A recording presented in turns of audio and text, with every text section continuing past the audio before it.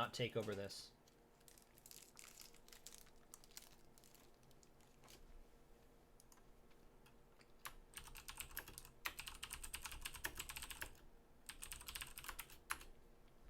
All right, next. Sigarda's Aid. Useless. F. I should read it for those. So Sigarda's Aid, 1 white mana for an enchantment, which says you can cast auras and enchantment and equipment spells as though they had flash. Whenever an equipment enters the battlefield under your control, you may attach it to a creature you control. Not playable. Don't play this. This is a constructed plant for something. But I don't think this is playable limited. Moving on. Sigardian Priest. 1 and a white for a 1/2. And you can pay 1 to tap target non-human creature. This is pretty good. Tappers historically have been very strong on limited, and I see no reason to suspect this won't be. It is a little, it is somewhat conditional in that it says non-human, but this is a card that can deal with Gisela, right? So this is very nice. I don't know about B+. Not sure it's quite that good, but this is the best tapper at common that we've seen in recent memory. Do I think Sigarda's Aid is good in Legacy? I have no idea. I don't play Legacy. Yeah, this is basically a functional reprint of Abyssinian Missionary, which let's link that for chat.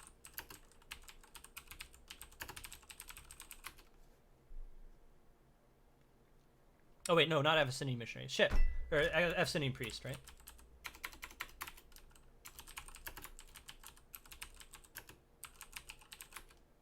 There we go. So for Sigardian Priest, let's give this like a B. Solid tapper. Definitely a high pick in white. Next.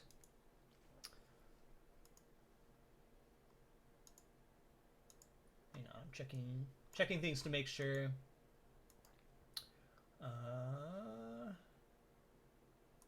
Okay. Spectral Reserves. Put 3 in a white. Put 2 1/1 white spirit creature tokens with flying onto the battlefield. You gain 2 life. So this is a way to potentially flip what's it called? What's that guy's name? Lone Rider. Or at least it gets you close. What else could we do with this? There are cards that get... I know there's one card in blue that gets bigger when spirits enter the field. This is like an expensive sorcery speed Raise the Alarm with flying. The life gain is mostly incidental. Let's call this like a C. I don't think it's quite... Like, yeah, I think some people are gonna like never pick this, but if you think of it as a 2/2 flyer for 4, yeah, that's still pretty bad. The life gain isn't nothing.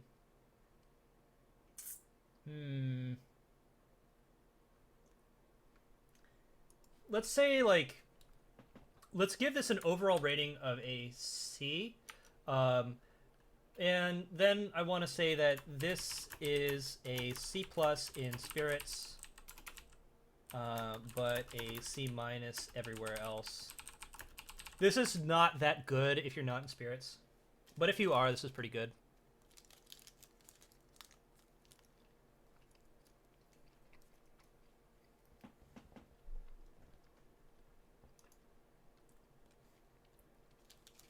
All right, Steadfast Cathar. 1 and a white for a 2/1.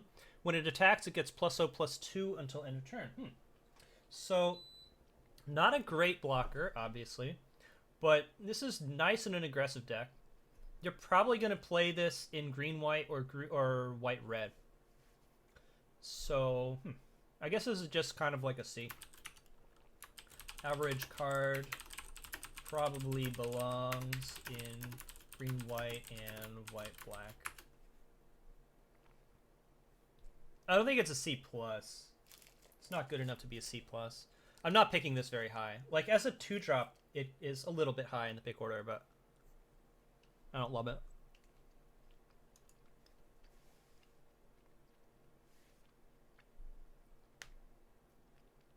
All right, Subjugator Angel. 4 white for flying 4/3. When it enters the battlefield, tap all creatures your opponent's control. Holy shit! This is a great curve topper for an aggro deck, and this is a really, really crazy blowout card. Wow, this is absurd. Falter on a dude? This is huge. Yeah, it's like you need to have a board state for this to be great, but this breaks every single board still, right? If you have a board. It's not a terrible creature on its own. Like a 4/3 flyer for 6, I wouldn't play it, but it's not bad. No haste kind of hurts. Yeah, but yeah. I think it's a B or B plus. Excuse me.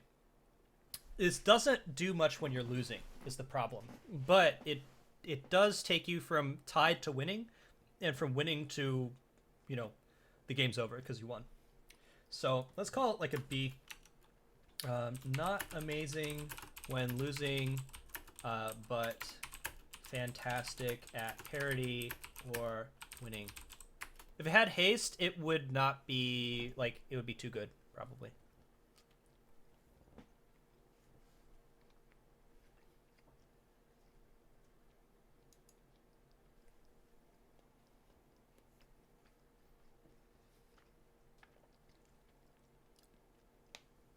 All right. Thalia, Heretic Cathar, 2 and a white for a 3/2 first strike. Already, I'm in. I would take a 3/2 first strike for 3 first pick fairly often, probably. And then it says, creatures and non-basic lands your opponent's control enter the battlefield tapped. Wow. This is very, very good. I'm not sure. She's not an A+. She might be an A. A- might be the best place for it. She does die to all removal. But she warps the game. It makes the opponent it makes the opponent a turn slower than you. Both in mana and in creatures.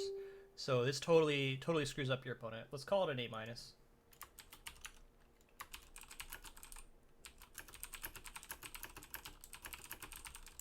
Not great late game, but a 3/2 first strike is still very relevant. And on curve, she's going to be hard to beat.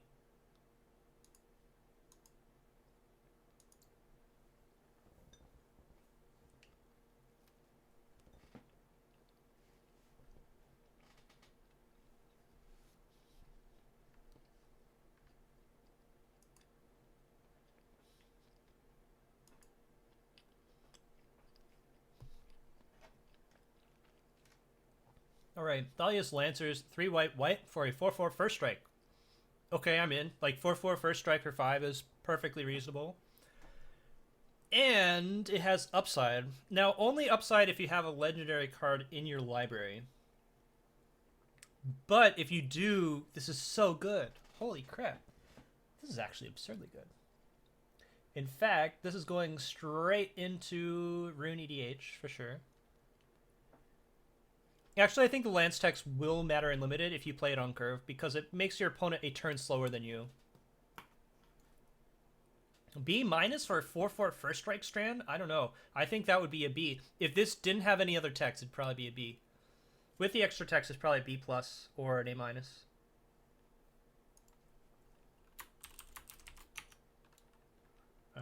Let's call this A- with a legendary creature. Thraben's Standard Bearer, a 1/1 for 1, which you can pay 1 and a white, discard a card, and put a human soldier creature token onto the field. This probably belongs in white-red. Don't most of the non... Oh, it says non-basic. Oh. Oh, it does say non-basic. Oh, yeah, never mind. You're right, Bugsy. I thought it just said lands. Damn, that'd be way too good. That would break formats, wouldn't it? But yeah, this probably belongs in white red if I had to guess, because they have madness, or maybe white green for the human synergy, but and delirium. But I don't love this card. This is probably like a D plus.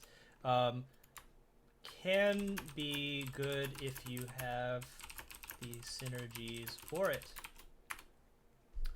All right. So there you have it. We're back to the beginning. We're done with white. So chat, let's do some votes.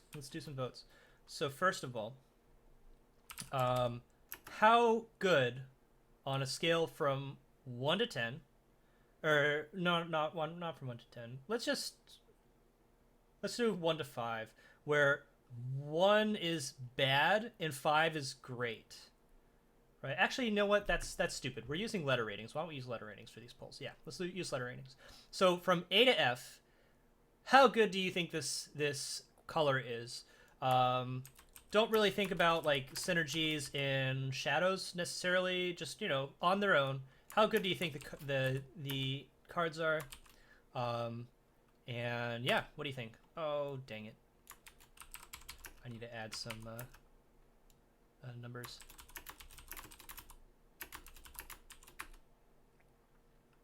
There we go.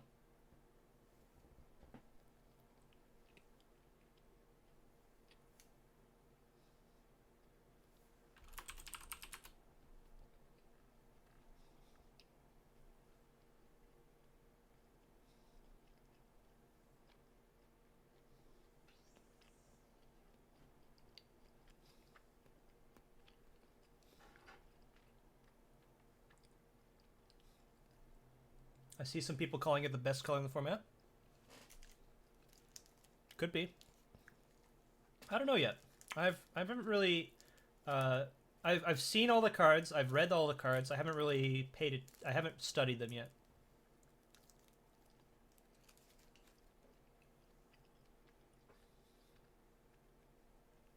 Most of the terrible white cards are rare or mythic, though.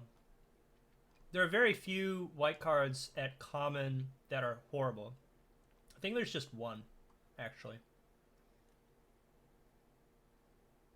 I think I agree. This seems like a B color to me. It's good. Not absurd. It's not like, I don't think it's as good as green and shadows, but it seems good. All right, let's get started with blue. Blue, blue, blue.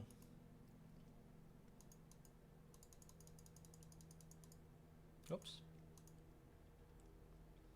Advanced Stitchwing. Let me switch over here.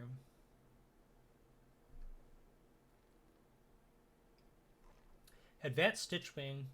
It is a 3/4 flyer for 5 mana. It's a zombie horror, both of which are relevant creature lines. And the text on it is identical to Stitchwing Scob. So this is just 1 more mana for 3 more toughness. This is pretty good.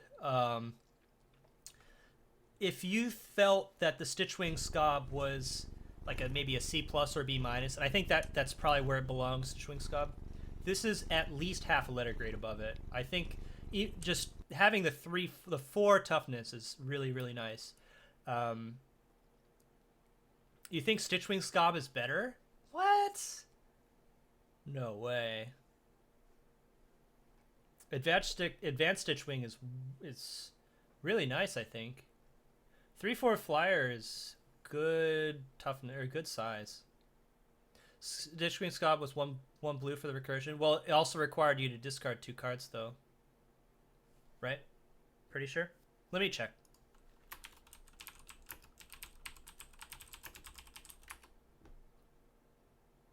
Yeah.